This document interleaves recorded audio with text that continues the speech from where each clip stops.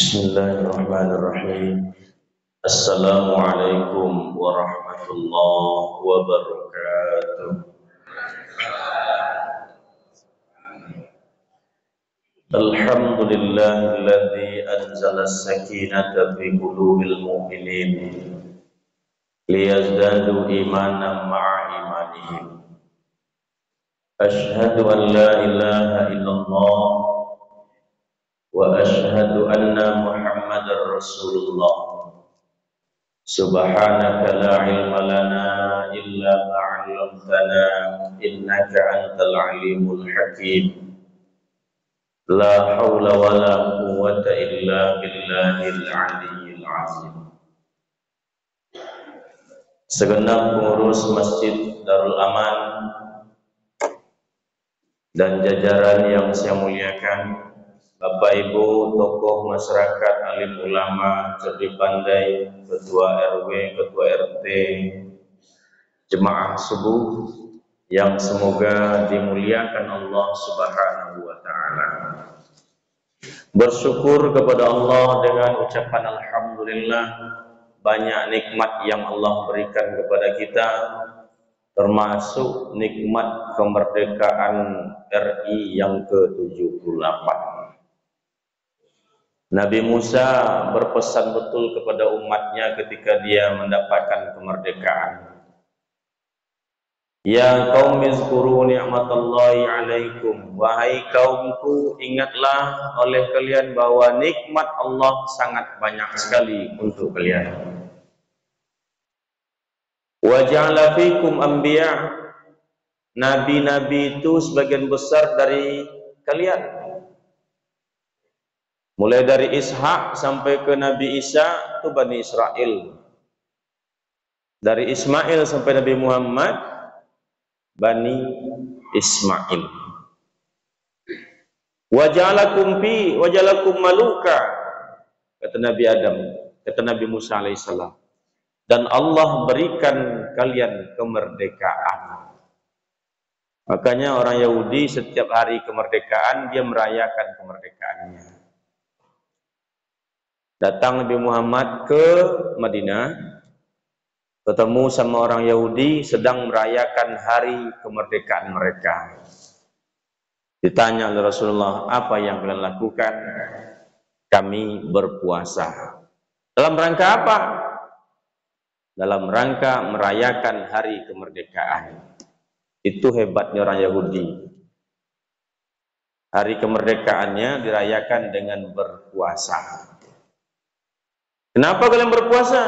Ya hari inilah Nabi kami Musa alaihissalam terbebas dari belenggu kekuasaan Fir'aun dan bala tentaranya. Maka kami merayakannya dengan berpuasa. Situ kalahnya kita ya Bapak yang saya muliakan. Kita merayakan kemerdekaan yang kita akui sebagai atas berkat rahmat Allah yang Maha Kuasa. Dan didorongkan oleh keinginan luhur supaya berkehidupan kebangsaan yang bebas. Maka rakyat Indonesia dengan ini menyatakan kemerdekaannya.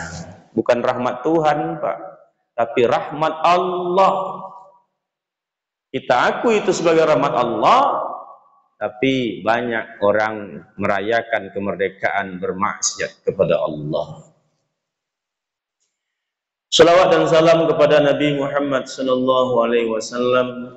Allahumma salli ala Sayyidina Muhammad wa ala ali Sayyidina Muhammad, dan berkirim salam kepadanya. Assalamu alayka ya Rasulullah. Abu Dzar Al-Ghifari berjalan-jalan bersama Rasulullah. Di atas onta itu Abu Dzar bertanya, ya Rasul, urusan apa yang paling urgen ini ya Rasul, yang tidak pernah selesai sejak zaman Nabi Adam sampai sekarang, tidak pernah selesai. Itu terus urusannya. Ada lagi, tidak pernah selesai. Nabi tidak jawab, oh ini tidak, kata Rasulullah.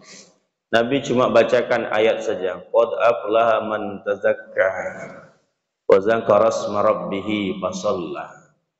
Bal tu'sirunal hayatad dunya wal akhiratu khairu wa abqa.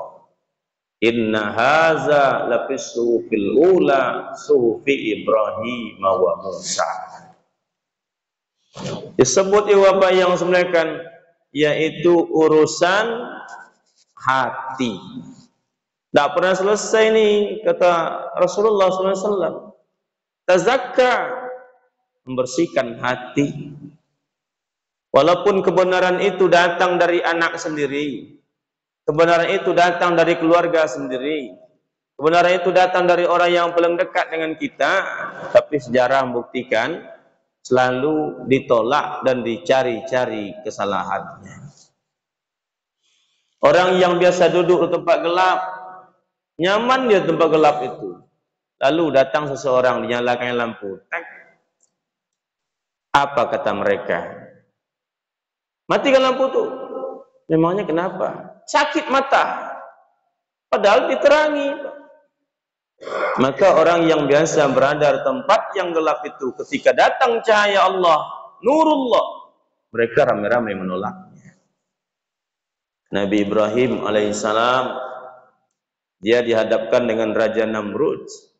Dia putra daerah, dia terkenal baik, backgroundnya itu memang baik, track recordnya itu sudah jelas. Nabi Ibrahim seumur hidupnya berbohong cuma 3 kali.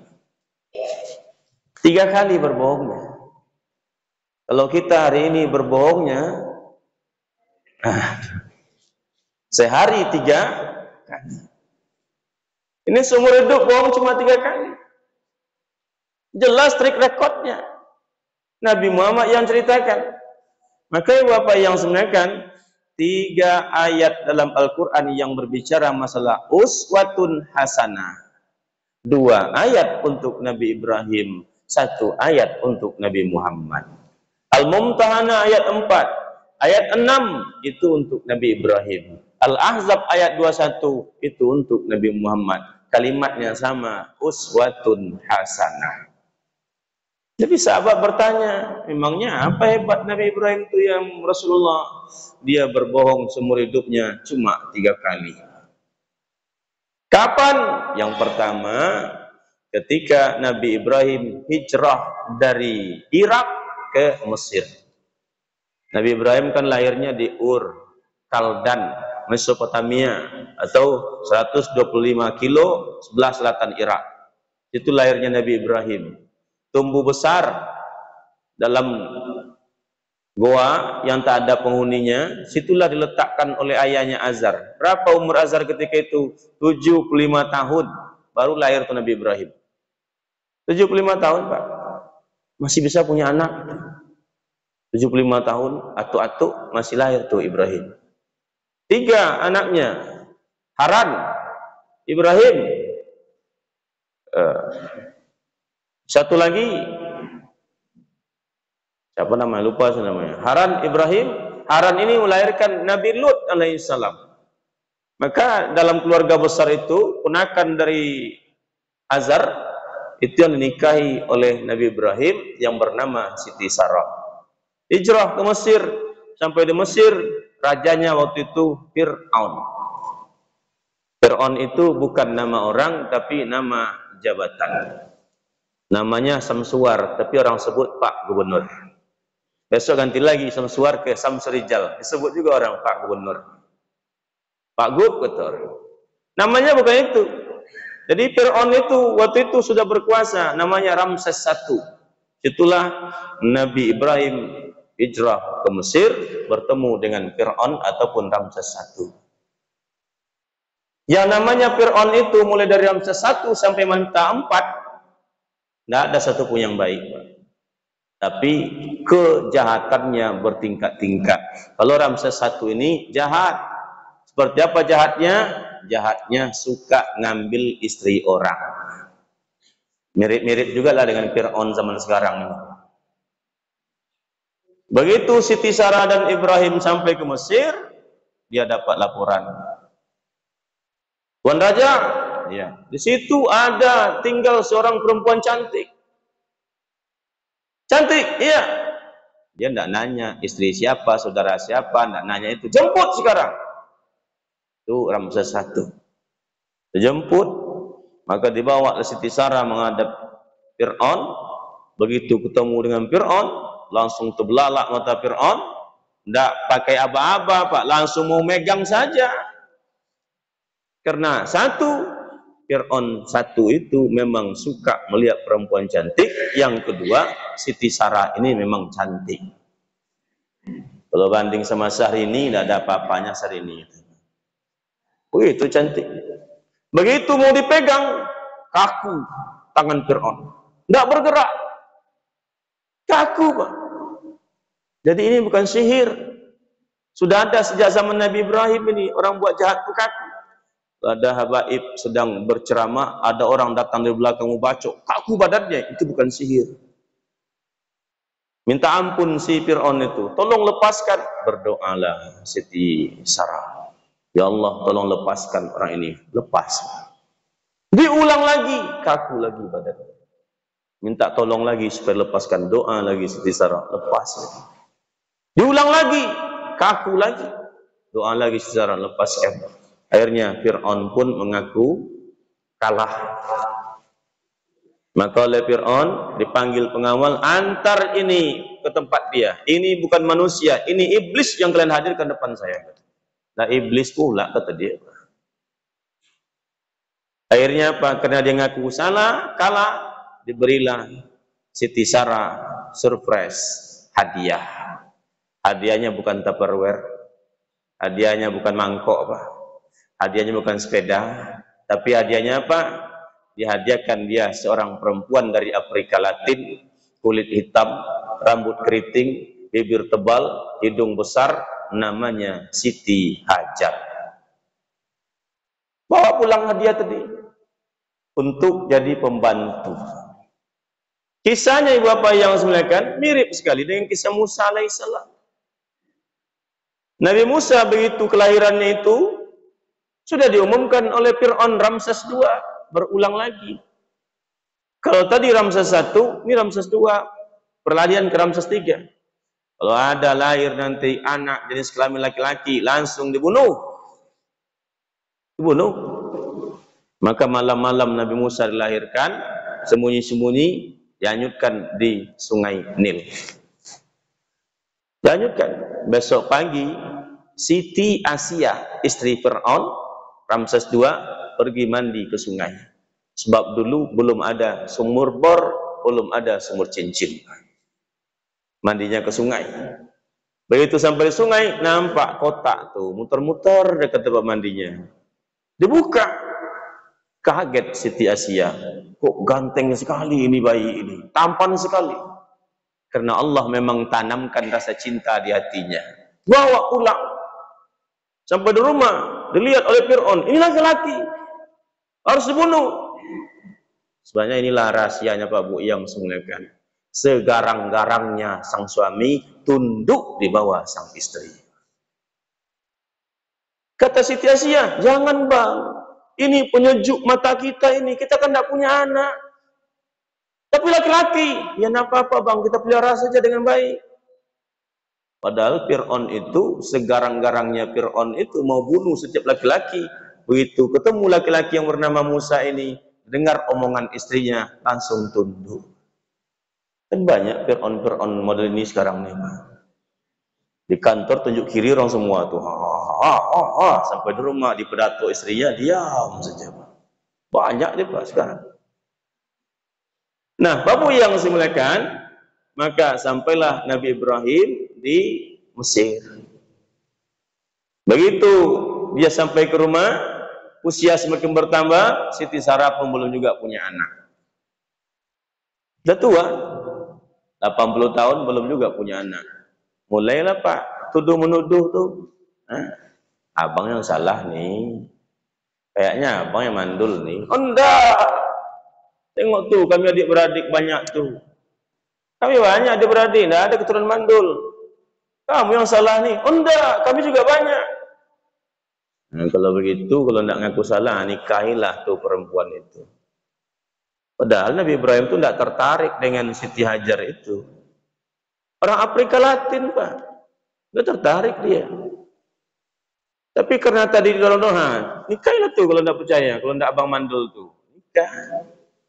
Baru 3 bulan nikah dengan Siti Hajar, nampak hasilnya. Siti Hajar mulai batuk-batuk, muntah-muntah. Nah kan, kata Nabi Ibrahim, nampak hasilnya. Lahir anaknya Ismail. Begitu lahir anaknya Ismail, cinta turun 50% kepada anak.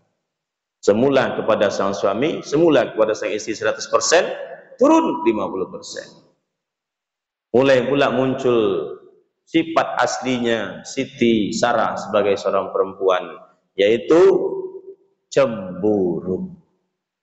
Cemburu. Makanya sehebat-hebatnya kita, tak nyaman juga rupanya kalau istri itu 2. Jadi 1 aja lah Pak. Nabi Ibrahim Pak tak nyaman, cemburu Siti Sarah. Apa kata Siti Sarah? Tolong singkirkan anak ini dan ibunya dari rumah kita ini. Saya tak mau anak ini dapat warisan dari harta saya. Itu mulai itu Pak. Ribut. Masalah apa ini? Hati. Tidak mau menerima kenyataan. Sampai kepada Nabi Muhammad SAW, jelas Pak, track record Nabi Muhammad itu jelas.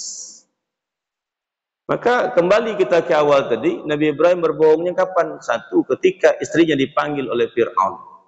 Kata Nabi Ibrahim, tolong nanti kalau tanya kamu siapa, apa hubungan dengan Ibrahim, jangan bilang aku sebagai suamimu, tapi bilanglah saudaramu. Bohong pertama. Yang kedua, kapan bohongnya? Ketika dia diajak untuk berhari raya di tempat patung-patung yang dibuat oleh ayahnya itu. Ini Sakia, saya ini lagi sakit, kata Nabi Ibrahim, tapi saya ikut, saya di rumah saja. Baiklah, bohong dia, padahal dia sehat. Yang ketiga, ketika ditanya, hei Ibrahim, siapa yang menghancurkan patung-patung kecil ini? Jawab Nabi Ibrahim, mungkin patung yang besar itu ada kampak di lehernya. Bohong itu. Cuma 3. Makanya Bapak yang semuanya, Nabi Muhammad track recordnya jelas Pak. Jadi tidak mungkin yang tidak jelas track recordnya itu akan mendapatkan hidayah sepenuhnya. Ini kadang baru 3 bulan belajar Al-Fatihah, sudah berani pula memfatwa-fatwakan sesuatu. Nabi Muhammad jelas track recordnya, Nabi Ibrahim jelas track recordnya. Dari awalnya sudah berjalan di rel yang baik. Ini selama ini mabuk-mabuk, selama ini mencuri, selama ini kerjanya. Tahu-tahu begitu tobat, langsung memfatwa. Tobatnya bagus, silakan. Insaflah, banyaklah beramal kepada Allah. Tapi jangan sampai berfatwa pula. Kenapa? Track recordnya jelas. Ditanya oleh anak-anak pesantren, Ustaz, saya pikir tadi kurang tuh Pak Ustaz, rukun khutbah Pak Ustaz tuh. Kami belajar di pondok rukun khutbah itu sekurang-kurangnya 5. Tapi Pak Ustaz tuh tak baca yang itu. Apa jawab Ustaz? Oh iya, ini sakit kepala saya nih, pusing saya nih. Tak dijawab, pergi. Kenapa? Track recordnya jelas. Dia bukan orang yang paham dan pernah belajar secara utuh masalah agama. Cuma baca-baca. Suruh baca tasrif fi'il madi, tak tahu. Tasrif fi'il amar, tak tahu. Sulasi mazid 1 huruf, 2 huruf, 3 huruf, tak paham. Terus gimana menerjemahkan Al-Quran? Maka Nabi Muhammad jelas track recordnya.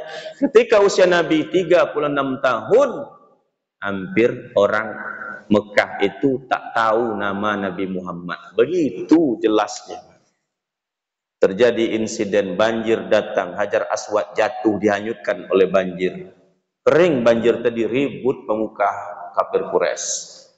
Siapa yang harus memindahkan ini? Oh, kelompok kami. Enggak, kelompok kami. Enggak, ribut. Makanya kalau Bapak lihat, Ibu lihat, setiap kalimat-kalimat yang dipakai untuk ditasrif oleh bahasa Arab itu pasti kalimatnya doroba. Doroba itu artinya mukul. Apa saja, mau fi'il mudhari, fi'il madhi, past tense atau present continuous, pasti doroba, mukul. Doroba, dorobu, dorobat, dorobata, dorobna, dorobta, dorobtum, dorobti, dorobtuma, dorobtuna, dorobtu, dorobna. Pasti doroba. Memang tradisi mereka itu ribut main pukul. Zaman itu. Kenapa dia tidak pakai rohama atau ja'ala atau jalasa atau akala? Banyak kok. Tapi darobah dipakai. Ribut akhirnya kata yang lebih tua. Gini sajalah kalau demikian. Kita tunggu siapa yang duluan masuk ke masjid ini, maka dialah kita percaya untuk memindahkan Hajar Aswad ke tempatnya semula. Masuk Nabi Muhammad. Atau apa kata mereka? Tuh, Al-Amin masuk, Al-Amin. Kenapa nak disebut Muhammad? Tuh Al-Amin tuh masuk. Orang taunya Al-Amin, Al-Amin. Begitu mulia panggilannya. Anak yang dipercaya, anak yang jujur. Perkataannya dengarkan. Berapa umur Nabi? 36 tahun. 4 tahun kemudian panggilan Al-Amin berubah. Apa berubahnya? Al-Majnun. Kemarin Al-Amin panggilannya. Hari ini Al-Majnun. Orang gila. Orang gila tuh, orang gila. Kenapa? Karena Nabi Muhammad mulai menyampaikan kebenaran. Itu masalahnya. Mulai Nabi Muhammad menyampaikan kebenaran, maka disebut oleh mereka innahu lamajnun. Dia itu adalah orang gila. Padahal kemarin disebut Al-Amin. Begitulah Bapak yang semuliakan, ketika kebenaran disampaikan, maka banyak orang yang tidak mau menerima kebenaran itu. Begitu juga di negeri kita tercinta ini, Bapak. Cobalah kita lihat Bapak yang semuliakan, listrik ini tidak pernah kita gratis. Terlambat bayar, dipasang stiker depan pintu kita. Mau bayar nih atau mau diputus? Itu bahasa kitanya. Kalau bayar, nih lanjut. Kalau enggak, diputus. Sementara kami putuskan. Tapi kenapa PLN bangkrut terus, Pak? Kita beli minyak di SPBU itu tidak pernah gratis, ngutang pun tidak pernah, Pak. Di SPBU itu. Mau premium, mau pertalite, mau apalah namanya. Tidak pernah ngutang. Tapi kenapa Pertamina ini bangkrut terus? Pertamina kok katanya rugi terus, Pertamini malah untung terus. Tidak pernah rugi itu Pertamini itu. BPJS tuh Bapak Ibu bayar terus tuh tiap bulan. Kenapa BPJS bangkrut? Naik pesawat kita Pak Bu, tiket mahal. Tapi kenapa PT Garuda itu mau bangkrut juga? PT Kereta Api kita naik langsung bayar, tidak pernah ada yang gratis, itu bayar terus. Kenapa PT Kereta Api ngutang kemana-mana? Jangan-jangan Pak Bu yang semuliakan, jangan-jangan. Walakin kazzabu fa'akhadnahum bima kanu yaksibun. Kita belum mampu menerima kebenaran. Allah cabut barokah itu dari negeri tercinta kita ini. Arab Saudi alamnya kaya, rakyatnya kaya. Singapura alamnya miskin, rakyatnya kaya. Dan Singapura termasuk 5 negara besar, 5 negara yang menjadi pengekspor minyak goreng.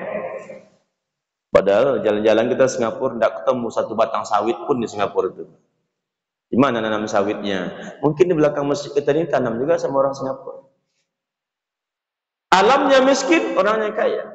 Kita Indonesia, alamnya kaya, orangnya itu dia kaya, Pak. Kata Abraham Samad, diselesaikan saja masalah pertambangan ini, kata dia, maka hasil tambang Indonesia itu mulai dari emas, batu bara, bauksit dan segala macam dibagi dengan rakyat Indonesia, maka dia dapat lebih kurang 15 juta per orang setiap bulannya tanpa bekerja. Kalau ini dibereskan, kata dia, tanpa bekerja. Begitu kayanya alam kita ini. Tapi kalau nanti ceramah kayak gini, banyak orang tak suka. Apa tuh ceramah politik? Padahal kita membangunkan umat Islam yang sedang tertidur. Banyak kita yang tertidur, tak mau tahu dengan masalah politik, tak mau tahu dengan perkembangan ekonomi. Ya sudahlah, yang penting kita aman beribadah. Inilah yang dibuat oleh Sunok Rokronyi dulu ketika dia 4 tahun belajar di Arab Saudi, pulang ke Aceh pakai jubah dalam tato. Dia pakai bahasa Arab, dia buat istilah-istilah pakai bahasa Arab, orang kagum-kagum semua. Bapak-bapak, ibu-ibu yang tenang sajalah beribadah, berurusan dengan Allah Subhanahu wa taala, kata dia. Mau apa? Mau masjid kami bangunkan, mau musala kami buatkan, mau taman pendidikan kita buatkan. Silakan, mau mana? Dibangun oleh kolonial Belanda. Orang masa nyaman saja beribadah. Tapi di balik itu Bapak yang sebenarnya, kalau ada orang-orang yang peduli dengan bisnis perdagangan yang kecil-kecil saja, yang multiyer untuk kolonial Belanda. Kalau ada yang tahu masalah politik, dihabisi, tidak boleh ikut masalah politik. Itu yang terjadi Pak Buyang sebenarnya. Hari ini betapa banyak, saya ikut politik. Politik itu bohong. Pelaku politik, iya. Yang kita ikut politik, mesti. Jangan jadi pelaku politik, ya bolehlah, tidak apa-apa. Tapi jangan buta dengan politik, Ibu Bapak. Karena begitulah hari ini kita dinina-bobokkan, padahal alam kita yang kaya raya ini diambil oleh mereka. Maka Bapak yang sebenarnya, datang Nabi Muhammad menyampaikan kebenaran. Apa kata mereka? Innahu majnun, ini orang gila, jangan dengar ini. Jangan dengar itu, gila itu. Nah, lain pula ceramah Pak Ustaz pagi ini, ceramah politik pula dia Bapak yang sebenarnya. Tidak usah dengar lagi itu. Apa masalahnya Pak yang sebenarnya? Qad aflaha man tazakka wa dzakara asma rabbih fa shalla bal tu'sirunal hayatad dunya. Dia memang alim taat beribadah kepada Allah, tapi dia lebih banyak memilih urusan dunia daripada urusan wal akhiratu khairu wa abqa. Tak mendapatkan nilai ibadah. Nah, Bapak, maka ketika orang kafir Quraisy mulai mengatakan Nabi Muhammad majnun, lemahkan Nabi Muhammad? Tidak, lanjut. Maka kafir Quraisy pun meningkatkan pula tensi politiknya itu. Apa yang mereka lakukan? Mereka menghalang-halangi orang untuk tidak boleh mendengarkan Al-Quran, biar orang tak dengar Al-Quran. Wa qala allazina kafaru, berkatalah orang-orang kafir, la tasma'u li hadzal Qur'an, jangan kalian dengar tu Al-Qur'an. Enggak usah kalian dengar-dengar ceramah itu. Wal fihi, kalian buat tandingannya. Ceramah dibuat juga, Pak. Malam ini yang diundang nih Adi Hidayat, melimpah Masjid Agung An-Nur Provinsi Riau. Tapi berapa malam setelah itu diundang pula penyanyi jingkrak-jingkrik dari Jakarta. Melimpah juga itu Pak Gubernuran itu. Al-Quran juga, tapi wal fihi, dibuat tandingan lalakum ya'libun. Supaya apa? Siapa kalian yang menang? Tengoklah, ternyata lebih banyak pendengar musik jingkrak-jingkrik daripada pendengar ceramah Adi Hidayat. Itu yang ditakutkan Bapak Ibu yang semuliakan. Kita akui itu kemerdekaan sebagai rahmat dari Allah, tapi kita isi kemerdekaan sesuatu yang tak sesuai mencerminkan rasa syukur atas rahmat Allah itu. Apa betul Pak Bu, Panjat Pinang itu rasa syukur terhadap rahmat Allah? Apa betul itu tarik tambang untuk meningkatkan keimanan kepada Allah? Oh, itu hiburan Bu Ustaz. Hiburan itu. Kita kasihan saja kalau hiburan anak-anak lah. Janganlah suruh ibu-ibu itu tarik tambang pula. Kadang dah bengkak-bengkak tangannya, bengkak-bengkak kakinya. Yang sedih kita tuh Pak Bu, yang selain aurat kadang terbuka, tak sadar dia. Kenapa tarik tambang? Pulang kerisik. Suami satu hari makan nasi ramas saja. Kenapa? Istri panitia di lapangan. Makan ramas suami Pak satu hari. Begitu pulang sore bawa kantong plastik hitam. Kerisik apa tuh kata suami? Pikirnya kue Pak. Rupa begitu keluar rupanya gayung, rupanya hadiah tarik tambang. Al-wajibu taqaddamu ala sunnati Pak.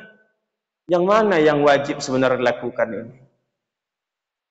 Maka hebatnya orang Yahudi, begitu dia merayakan hari kemerdekaannya, dia berpuasa. Puasa apa Pak Ustaz? Asyura. Kalau ada Bapak Ibu yang puasa Asyura, itu puasa hari kemerdekaannya Nabi Musa alaihissalam. Kenapa kita puasa kalau begitu Pak Ustaz? Karena Nabi yang perintah, Musa itu Nabi kita juga. Ana bihaqqi Musa ilaikum, kata Rasulullah. Saya lebih berhak kepada Musa itu daripada kalian. Kami yang puasa. Hei umatku, kata Rasulullah, puasa kita pada hari Asyura. Silakan, kata Yahudi. Kalian contoh-contoh kami ya, kata Yahudi. Lain nak hati Rasulullah. Maka kata Nabi, Khaliful Yahudu wan Nasara. Tahun depan kita mesti berbeda dengan orang Yahudi dan orang Nasrani. Puasa kita Tasu'a, Asyura, dan Isna Asyara. Kita puasa 9, 10, dan 11. Tahun depan Nabi Muhammad sudah meninggal dunia. Di sini ibu bapak mulai bibit-bibit perbedaan muncul. Satu kelompok kawan kita, karena Nabi sudah perintah, walaupun Nabi belum lakukan, ini perintah Nabi, mesti kita lakukan. Maka ada yang puasa 9, 10, 11. Kata kelompok kawan yang lain, Nabi kan belum lakukan. Kenapa kalian melakukan sesuatu yang tidak lakukan Nabi? Maka yang kita lakukan cuma Asyura saja. Terjadi perbedaan. Kenapa? Memang kondisi situasinya membuat kita nih berbeda dalam memahami konteks dan teks itu. Terus yang mana yang benar Pak Ustaz? Dua-duanya benar. Menyalah-nyalahkan yang tak boleh. Oh kami yang benar. Dua-duanya benar. Satu menjalankan perintah Rasul, satu menjalankan amalan yang sudah dilakukan oleh Rasulullah. Yang salah itu yang mana Pak Ustaz? Yang salah itu tidak ikut puasa, tapi makan bubur Asyura. Puasa tidak mau. Nah, Bapak yang semuakan, oleh sebab itu, orang kafir Quraisy meningkatkan tensi politiknya juga. Tidak mau dia mengalah itu saja. Buat tandingannya. Nih kalau wirid juga, nanti ada pula organ tunggal, joget pula kita di situ. Itu Ustaz tu tidak gaul, tu tidak mau ikut. Pak Bu, wala talbisul haqqu bil batil. Jangan dicampur-campurkan yang hak itu dengan yang batil. Datang acara di masjid, duduk paling depan, kata sambutan pula. Nanti di lapangan dia pula joget paling duluan, Pak. Jangan campur-campur. Kalau ini airnya air putih, bisa saya minum. Kalau ini jelas minyak, bensin atau premium, bisa dimasukkan ke motor saya. Tapi kalau bercampur-campur, diminum tak bisa, dikasih ke motor pun tak bisa. Maka Allah sudah ingat, jangan campur-campur.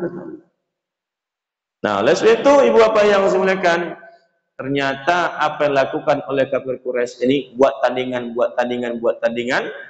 ternyata kalah juga. Disitulah Bapak yang sebenarnya mereka memperolok-olokkan Nabi dan para pengikutnya. Kalau ada pengikut Nabi Muhammad ketemu, ikut tuh Muhammad tuh memperolok-olokkan. Dan bukan itu saja, Nabi Muhammad pun diperolok-olokkan oleh mereka. Muhammad, ya, kau betul nih utusan Tuhan nih. Masa utusan Tuhan kayak kau nih? Ya, bahkan mereka mengatakan, kenapa Al-Quran itu tidak diturunkan di antara dua kota yang mulia, yaitu Taif dan Mekah? Kenapa tidak para laki-laki yang mulia di antara dua kota ini? Kok Muhammad? Kata Nabi Muhammad, iya saya utusan Allah. Kalau engkau utusan Allah Muhammad, tuh bulan di langit. Coba belah bulan yang ada di langit itu. Ini memperolok-olok nih Pak. Tapi Allah tak rela melihat kekasihnya diperolok-olokkan oleh orang. Iqtarabatis saati wan sakil qamar. Di dunia sudah hampir kiamat, bulan sudah terbelah. Kapan dibelahnya? Waktu Nabi diperolok-olokkan oleh kafir Quraisy ketika itu. Apa kata Allah? Hai Muhammad, arahkan telunjukmu ke bulan itu. Baca bismillah, belah dia. Bismillahirrahmanirrahim, belah Pak. Terbelah bulan itu. Taruh satu balik bukit, sembunyikan satu terlindung dari bukit, dari pandangan orang ini. Tinggal sebelah di atas itu. Satu kali lagi Muhammad, satu kali lagi Pak. Bukan mereka saja yang menyaksikan, pedagang-pedagang yang dalam perjalanan pun menyaksikan. Kok bulan terbelah? Kok terbelah? Mereka menyaksikan.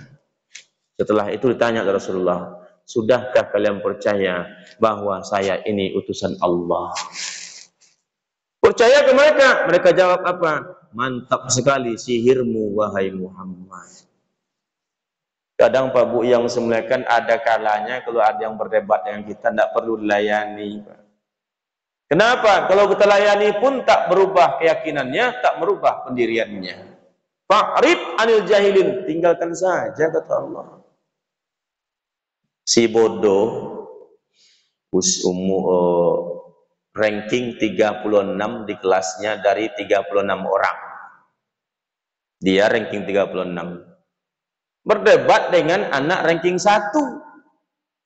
Kata si ranking 36 ini, 3 kali 7 sama dengan 27. Iya bu, segitu. Kata yang ranking 1, enggak kawan, 3 kali 7, 21. Enggak, 27. Enggak, 21. 27, enggak 21, coba hitung baik-baik. Enggak, 27, udah saya hitung enggak? Coba tanya, kalau enggak 27 nanti kata bapak tuh nanti potong leher saya nih, kata si bodoh. Leher pak, tapi karena bodoh itulah taruhan. Enggak, pasti 21 kata bapak tuh nanti itu. Nah, kalau 27 kata bapak nanti gimana? Potong telinga saya nih, kata si pintar. Temunya lah, pak, ya, kata si bodoh. 7 kali 3, 27 kan pak. Kata si bapak ini, Nanya pula si pintar, 21 kan pak? Iya. Apa beda iya dengan bu? Ngomong lagi si bodoh, 27 kan pak? Ngomong lagi si pintar, 21 kan pak? Nggak dijawab lagi oleh bapak tadi. Tapi diambilnya roll, dipukulnya anak si pintar tadi. Pak! Kok saya yang dipukul pak? Kan saya yang benar. Dia yang salah. Kok saya yang dipukul? Kata si bapak tadi, udah jelas bodoh, kau lawan juga. Kalau bahasa Perancisnya pak, la jole bongak lawan juga. Tidak merubah pendirian dia pak. Bulan dibelah, tidak berubah pendirian. Bulan pak, dibelah, dipisahkan. Yakinkah dia Nabi Muhammad itu adalah utusan Allah? Tidak, sihir kata. Maka bapak yang semuliakan, dakwah berlanjut, tapi hati mereka belum juga baik pak. Belum juga mau menerima. Ditingkatkan lagi itu tensi politiknya. Apa kata dia? Bal qalu adraku ahlamin balib tarahu bal huwa syair. Mulai dia buat berita bohong, berita hoax. Hari ini kan itu yang membuat kita ini terpukau semua. Setiap hari masuk video ini, video itu. Beritanya entah kapan, entah siapa yang buat. Bohong pak. Tapi demi kepentingan kelompok ini, demi kepentingan kelompok ini, muncullah video-video itu kepada seluruh warga masyarakat. Bohong. Diedit lagi, dipotong-potong lagi ceritanya. Padahal tidak ada cerita itu. Sudah ada dulu zaman Rasulullah. Dibuatlah berita bohong. Yang dibaca Muhammad itu bukan Al-Quran, tapi itu syair yang dibuat-buat oleh mereka. Susah Nabi Muhammad mau menerangkan. Tapi Allah yang menantang. Apa kata Allah? In kuntum fi raibin mimma nazalna ala abdina fa'tu bi syuratin min misli wad'u syuhada'akum min dunillahi kuntum shadiqin. Kata Allah, kalau kau tak percaya apa yang kuturunkan kepada hambaku Muhammad itu, tolong buat satu saja seumpama dengan Al-Quran, satu surat saja. Datang Amr bin As menemui Musailamah Al-Kazzab. Musailamah Al-Kazzab itu orang yang ngaku nabi, si tukang bohong, si buat ayat-ayat palsu. Datang Amr bin As, apa kata Musailamah? Amru, apa kabar sahabatmu itu? Maksudnya Nabi Muhammad. Dibilang oleh Amr bin As, baru saja Nabi Muhammad menerima wahyu dari Allah. Apa itu? Pendek, padat, bermakna. Tolong bacakan. Dibacakan oleh Amr bin As, wal asri innal insana lafi khusr illal ladzina amanu wa amilus solihati wa tawasaw bil haqq wa tawasaw bis sabr. Dibaca. Terdiam itu, ngadah dia ke langit si Musailamah tadi. Oh, saya baru saja juga dapat wahyu. Apa wahyunya? Tolong bacakan, kata Amru. Al-fil, gajah. Malfil, apa itu gajah? Wa ma adraka mal fil, tahukah kalian apa itu gajah? Ketawa Amr bin As. Apa maknanya itu, wahai Musailamah? Kenapa gajah pula ceritakan? Nggak ada maknanya, Pak. Tahukah kalian apa itu gajah? Gajah itu badannya besar, belalainya panjang. Iya, maknanya apa, kata Amr bin As? Tak ada maknanya. Maka apa kata Amr bin As? Wahai Musailamah, engkau tahu bahwa aku mengetahui engkau itu berbohong. Terdiam Musailamah al-Kazzab. Dibuat 5 surat tentang surat-surat palsu. Ternyata tak satu pun yang memiliki makna dari apa yang dia buat itu. KO lagi Pak Bu yang semuakan. Tapi orang-orang jahat ini diamkah? Nah, itulah masalahnya. Setiap ada celah, setiap ada kesempatan, dia akan masuk untuk merusak pengikut-pengikut Nabi Muhammad Sallallahu Alaihi Wasallam. Tingkat ketiga, Pak. Tingkat keempat, naikkan lagi tensi ekonomi, tensi politiknya. Apa itu? Kalau demikian, mari kita berdebat dengan Muhammad itu. Tantang habis. Yuk kita berdebat. Tapi kalau kalah mereka, apakah mereka akan ikut? Tidak juga. Datang dia, apa yang diperdebatkan? 3 hal yang sampai hari ini masih diperdebatkan di kalangan umat Islam. Apa itu? Yang pertama, di mana Tuhan? Di mana Tuhan itu Muhammad? Ada enggak Allah itu? Kalau ada, tolong tunjukkan kepada kami di mana Allah itu. Kan berat nih Pak. Yang hari ini kita sama kita pun masih mendiskusikan masalah di mana Allah itu. Ada yang mengatakan Allah itu di atas aras, yakin dia. Tidak boleh ganggu-ganggu itu. Allah di atas aras. Walaupun di satu sisi dia sudah meyakini Allah itu punya tempat. Padahal Allah tidak terikat oleh tempat, tidak terikat oleh ruang, tidak terikat oleh waktu. Maka kalimat dipakai di situ ala, bukan fauqah. Kalau anak-anak kita di pondok pesantren tuh belajar tuh apa makna ala, apa makna fauqah. Artinya sama-sama di atas, tapi makna dan pemakaiannya berbeda. Kalau ala itu namanya isti'la, yaitu terangkat jauh di atas, bukan di situ, itu ala. Kalau tutup ini, ala disebut berarti bukan nempel di sini, dia jauh ke atas. Tapi kalau fauqah, ya nempel. Nah, itu apa yang sebenarnya? Oleh sebab itu ditanya, di mana Tuhan? Ternyata Nabi Muhammad sulit juga menjelaskan tentang masalah zat ini. Maka Allah datang, jangan pikirkan zatku, tapi lihatlah apa yang kuciptakan. Inna fi khalqis samawati wal ardh wa ikhtilafil laili wan nahari la ayatil liulil albab. Pikirkan. Maka rugi orang yang punya akal tapi tidak mau berpikir.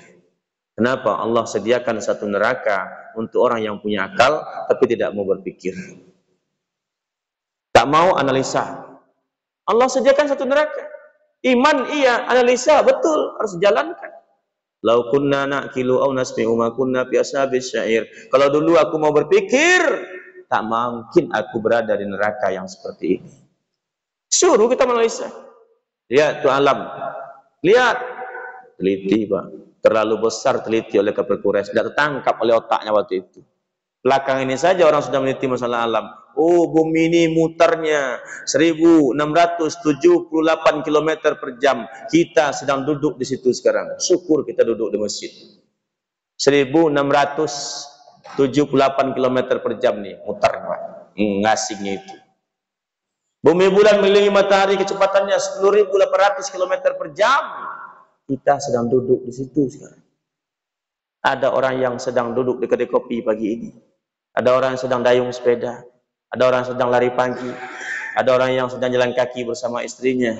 Ada orang yang sedang narik-narik anjing pagi ini, Pak. Kita duduk di masjid yang bumi ini putarnya mengelilingi matahari 10.800 km per jam. Terjadi benturan, pak, al-qari'ah. Terjadi benturan al-qari'ah. Hancur. Yazhalu tarawunaha. Kalian lihat pada hari itu orang semua, orang yang gendong anaknya terlepas, orang yang hamil 6 bulan ke atas melahirkan, benturannya sangat dahsyat. Iza zulzilatil ardu zilzalaha, terjadi goncangan besar. Oh, terlalu besar itu untuk teliti. Kata Allah SWT, afala yanzuruna ilal ibili kaifa khuliqat. Tengoklah onta itu bagaimana diciptakan. Yang kecil sajalah kata Allah teliti. Kenapa onta tidak Allah ciptakan di Pekanbaru, Pak? Kenapa kerbau sapi tidak Allah ciptakan pula di padang pasir sana? Memang begitulah Allah sesuaikan keciptaannya itu dengan alam yang menampungnya. Di padang pasir air sulit. Onta punya punuk, bisa nampung 1 drum air di atasnya. Bisa minum 3 bulan tanpa minum dari sumber air ini. 3 bulan. Kalau onta itu berada Pekanbaru mubazir, punuk, nampung air banyak-banyak. Banyak air. Begitu juga sapi kerbau. Kalau tinggal padang pasir, sulit air, mati itu hewan. Allah ciptakan sudah sesuai dengan tuntutan dan kebutuhan alamnya. Maka kalau dapat bapak-bapak bini itu pendek, jelek, jangan salahkan pula. Sudah Allah sesuaikan tuh, Pak. Memang itulah pasangannya tuh. Bapak yang semuliakan. Lalu bapak yang kedua, apa yang diperdebatkan? Betul tak Al-Quran itu dari Allah? Ternyata Allah sendiri yang menjawab. Betul. Begitu mereka tanyakan Tuhan, Allah suruh lihat yang kecil-kecil saja. Ada pengakuan dari mereka, oh ternyata ada kekuatan yang luar biasa di balik alam nyata ini. Oh, mulai dia pusing. Siapa itu? Ada yang nyebut Tuhan, ada yang nyebut dewa, ada yang nyebut segala macam, ada. Allah datang dengan entengnya menjelaskan dengan enteng kepada kita. Kata Allah, innani anallah. Saya ini Allah.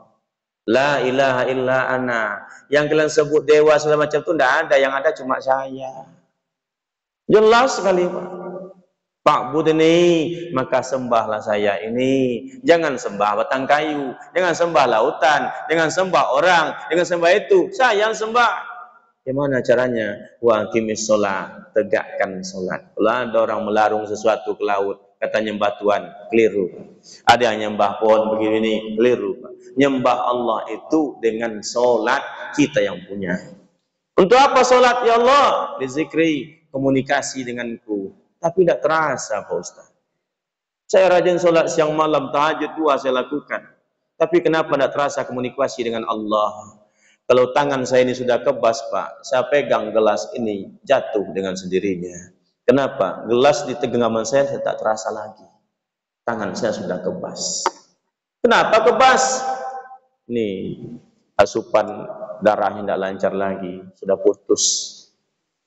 Kalau hati sudah kebas, sedekat apapun Allah dengan kita, tidak ada rasa. Lewat anak muda depan bapak, maaf Pak, langkah-langkahnya kaki bapak. Tak ada sedikit pun permisinya lewat depan bapak. Kenapa bapak tak ada permisinya, Pak? Tidak ada rasa. Rasa yang mati. Maka tasawuf, Pak Bu, amalan yang menghidupkan rasa itu. Sholat kita sama, rasanya yang beda. Allahu Akbar. Ada orang pergi sholat itu pakai baju yang bagus, pakai parfum, lalu berdiri dengan baik, takbir Allahu Akbar. Kenapa? Ada rasa. Cocok enggak saya ini menghadap Allah dengan pakaian seperti ini? Rasa. Dan rasa itu adalah nikmat yang paling ajaib yang Allah berikan kepada kita, melebihi segala-galanya. Orang cari yang ajaib itu apa? Tembok Cina. Ajaib tadi ya? Enggak. Orang cari itu piramida di Mesir, ajaib? Enggak. Apa yang ajaib? Itu Borobudur ajaib? Enggak. Yang ajaib itu rasa yang Allah berikan kepada kita. Rasa. Yang ditonton film India, kenapa air mata yang meleleh? Masih ada rasa. Nah Bapak, kita akui, Pak, tuh pohon tuh tumbang tuh. Kenapa tumbang? Angin malam tadi sangat kencang sekali. Iya, angin, betul. Yakin, Pak, yakin. Saya lihat sendiri, Pak Ustaz. Coba tunjukkan seperti apa bentuk angin itu, Pak. Situlah batas kemampuan kita, Pak.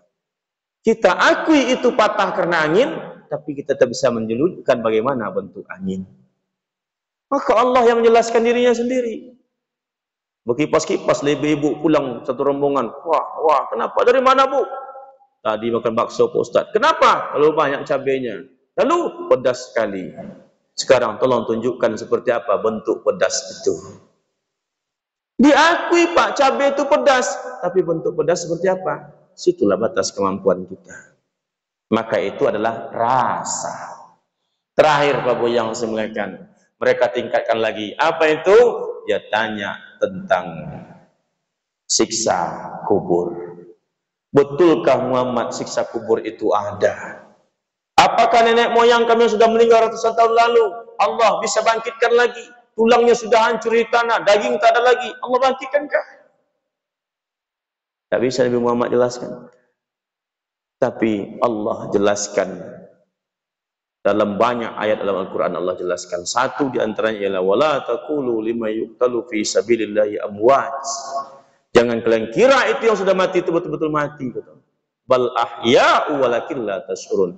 Dia itu hidup, cuma kalian saja tak tahu bagaimana kehidupannya. Ini yang diuji hati, keimanan. Tambah lagi Rasulullah, innal mayyita ya'rifu man yu'silahu wa man yahmiluhu wa may yudillu fi qabri.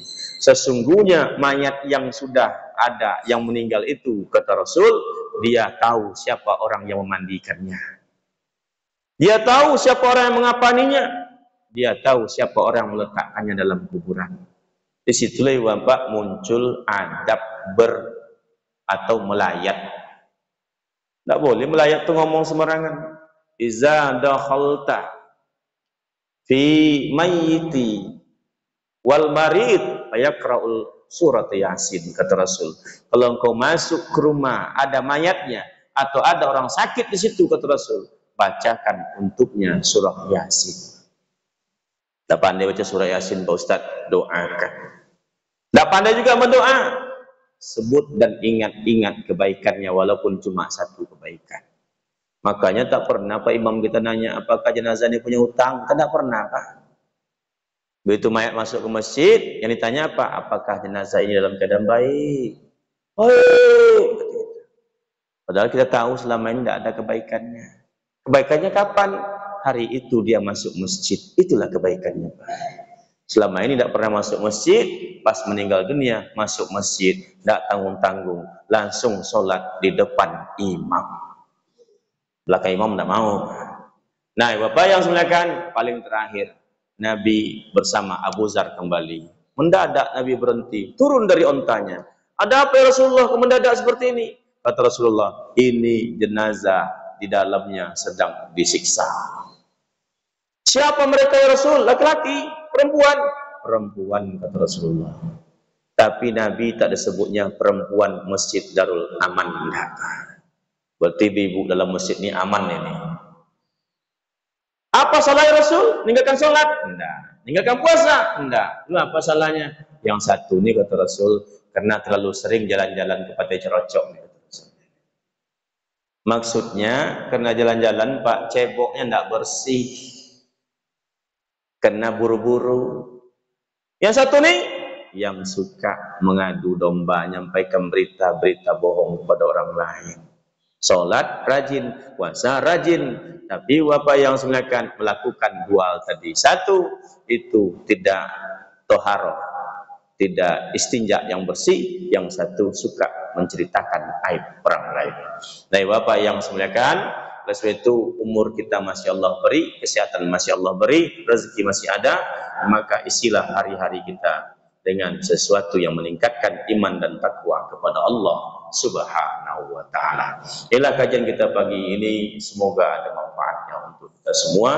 Lebih kurang mohon diberi maaf. Subhanaka Allahumma wa bihamdika asyhadu an la ilaha illa anta astaghfiruka wa atubu ilaik. Walhamdulillahi rabbil alamin. Wassalamualaikum warahmatullahi wabarakatuh.